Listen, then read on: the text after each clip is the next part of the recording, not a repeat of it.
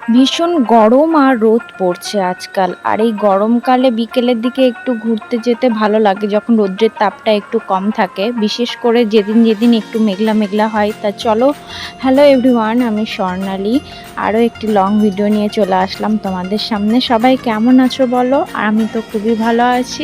দেখো আজ বিকেলে আকাশটা দেখো একটু মেঘলা মেঘলা, বিকাল বলে নয়, আজকে সকাল থেকেই সেরকম একটা রোদ ওঠেনি, হালকা হাওয়া ছিল। আর বিকেলের দিকে তো ভীষণই হাওয়া দিচ্ছিল, আর এই সময় ঘুরতে যেতে ভীষণই ভালো লাগে। তাই আজকে বিকেলে একটু বেরিয়ে পড়লাম ঘুরতে যাওয়ার জন্য। আর কোথায় যাচ্ছি সেটা তোমাদেরকে অবশ্যই দেখাবো।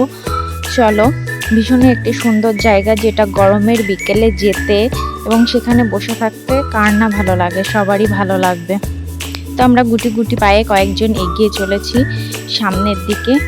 দেখো দূর থেকে কত বাইক দেখা যাচ্ছে, সবাই বাইকে করে, কেউ বা টোটো করে এসছে। আমরা তো রোদ্দুর না থাকায় হেঁটে হেঁটে গুটি পায়ে চলে আসলাম, কোনো অসুবিধাই হয়নি, যেহেতু আবহাওয়াটা খুবই সুন্দর ছিল।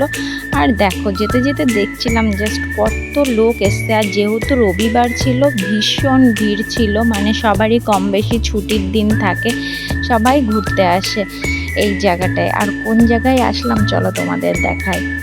এই দেখো সেই সুন্দর জায়গাটা, এটা হলো আমাদের বাড়ির থেকে কিছুটা দূরেই গঙ্গার ধার। অসাধারণ একটা জায়গা, বিকাল বেলায় যাওয়ার মজাটাই আলাদা। সুন্দর হাওয়া হচ্ছিল, চারিপাশের জাস্ট দৃশ্যটা একবার দেখো, কত সুন্দর গঙ্গাটা।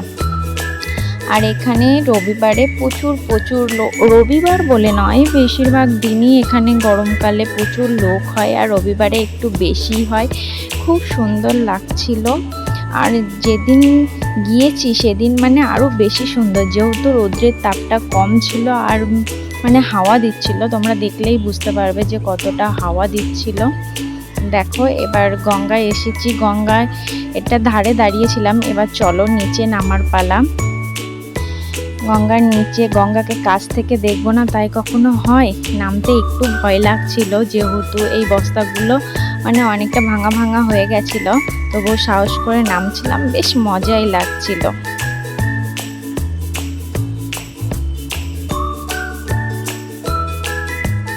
তারপরে দেখো নিচ থেকে আমি উপরের দিকটা ভিডিও করছিলাম, কত সুন্দর। আর তোমরা দেখতেই পাচ্ছ কত লোকজন এসছে।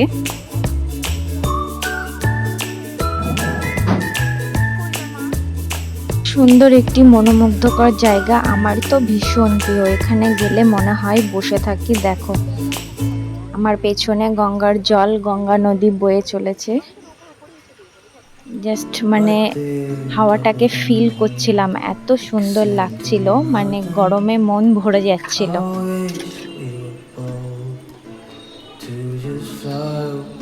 তোমাদের কেমন লাগছে জায়গাটা অবশ্যই জানাবে কিন্তু কমেন্ট করে।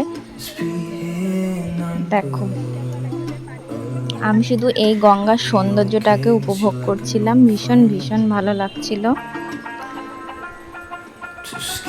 গরমের বিকেলে ঘুরতে যাওয়ার মজাই আলাদা, আর সেখানে যদি হয় গঙ্গার ধার, তাহলে তো ব্যাপারটা জমেই গেল। আর এই যে অসাধারণ দৃশ্য, দেখো নৌকা বয়ে চলেছে।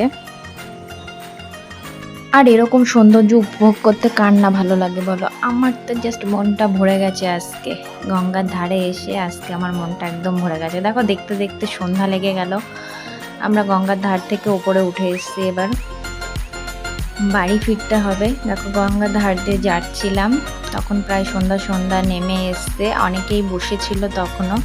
আমরা তখন একটু গঙ্গার ধারে হাঁটাহাঁটি করছিলাম।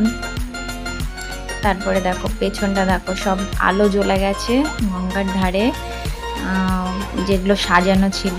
আর লোকজন তো দেখে বুঝতেই পারছো কতটা লোকজন হয়েছে। আর এই গঙ্গার হাওয়াটা জাস্ট আমার মনটা ভরিয়ে দিয়েছিল। আমার ভিডিওটা তোমাদের কেমন লাগলো অবশ্যই কিন্তু জানাবে। ছোট্ট একটা লং ভিডিও দেওয়ার চেষ্টা করেছি।